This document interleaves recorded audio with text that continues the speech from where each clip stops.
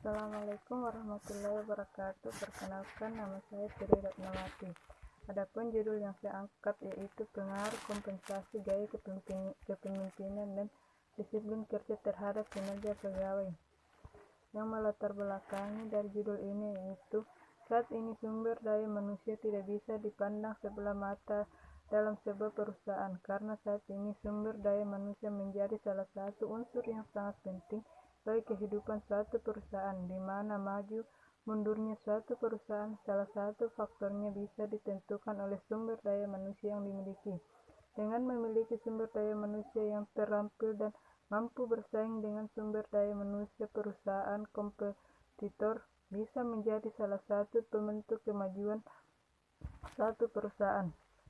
Menurut Thomas, kualitas organisasi bergantung pada kualitas orang-orang yang berada di dalamnya. Sumber daya manusia merupakan penggerak utama dalam suatu organisasi. Kunci sukses suatu perusahaan bisa diletakkan pada sumber daya manusia, yaitu sebagai inisiator, pemberi tenaga kreatif, dan usaha mereka kepada organisasi untuk meningkatkan kemampuan perubahan organisasi secara terus-menerus. Dalam pengelolaan sumber daya manusia di suatu perusahaan diperlukan unit manajemen profesional yang dapat mengenal setiap permasalahan tenaga kerja dan serta dapat mencegah setiap permasalahannya. Hal ini sangat diperlukan agar perusahaan pekerja merupakan aset perusahaan yang harus dikembangkan ke arah perubahan yang lebih baik sesuai tuntutan teknologi dan pasar yang terus bergerak pesat.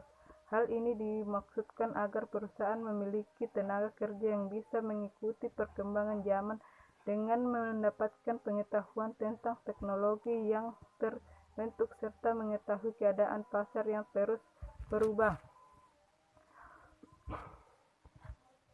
Hal ini dapat terlaksana dengan baik jika para tenaga kerja dapat bersikap dan bertindak sesuai ketentuan-ketentuan yang telah ditentukan demi mencapainya tujuan perusahaan. Maka dari itu, suatu menjadi tugas bagi pihak manajemen sumber daya manusia untuk mengelola tenaga kerja yang sesuai dengan kebutuhan tersebut.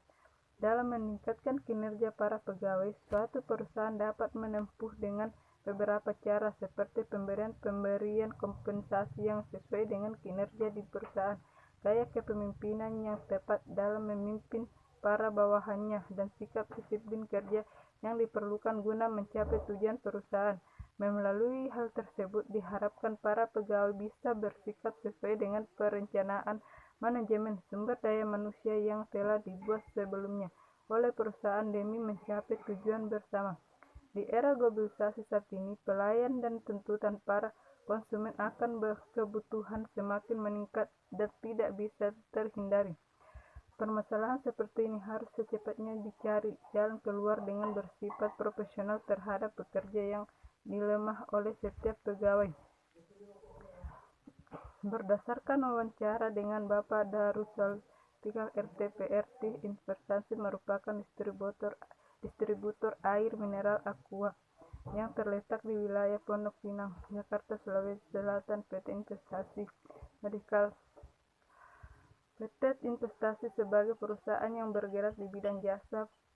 Guna menanggapi hal tersebut, pengadaan barang harusnya bisa menjawab akan tuntutan dan kemampuan masyarakat akan produk maupun jasa yang ditawarkan kepada para konsumen. Dengan semakin meningkatnya kebutuhan masyarakat, perusahaan harus mampu meningkatkan keterampilan dan inovasi para pegawainya sehingga pekerja menjadi lebih efektif dan efisien. Hal ini juga menuntut para pegawai agar fokus dan konsisten dalam bekerja. Kementerian Tenaga Kerja dan Transmigrasi menyatakan seluruh provinsi di Indonesia menetapkan upah minimum provinsi atau UMP 2017. Oleh karena itu, faktor yang mempengaruhi kinerja pegawai.